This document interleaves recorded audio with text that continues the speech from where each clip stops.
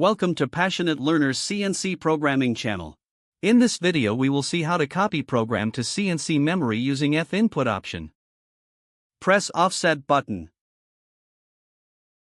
Press Settings soft key.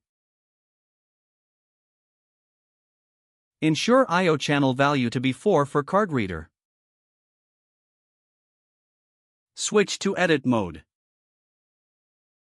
Press Program button. Press Folder soft key. Press OPRT soft key. Press Device Change soft key. Press CF soft key. Type the program number that you want to copy to CNC memory.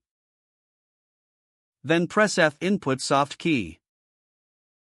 Press Execute soft key.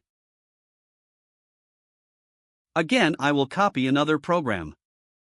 Then press F input soft key. Then press Execute soft key. Now we will check whether the program has been copied to CNC memory. Press Device Change soft key. Press CNC Memory soft key.